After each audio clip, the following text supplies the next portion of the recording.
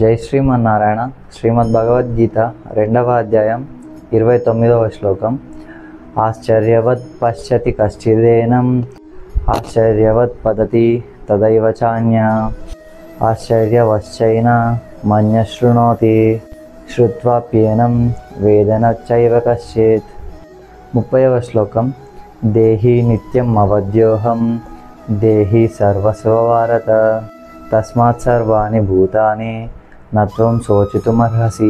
అర్థం: ఓ అర్జున, ఈ యొక్క ఆత్మని కొంతమంది ఏమో ఆశ్చర్యకరంగా చూస్తారు, అలాగే మరికొంతమంది ఆశ్చర్యకరంగా వింటారు, ఇంకొంతమంది ఆశ్చర్యకరంగా వర్ణిస్తారు అంటే చెప్తారు, ఇంకొంతమంది అయితే అసలు దీన్ని అర్థమే చేసుకోలేరు.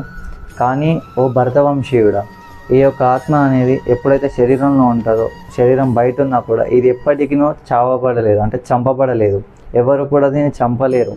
అటువంటి దాని గురించి నువ్వు దుఃఖించాల్సిన అవసరం లేదు అనేసి అర్జునునికి శ్రీకృష్ణ భగవానుడు చెప్తున్నాడు అన్నమాట.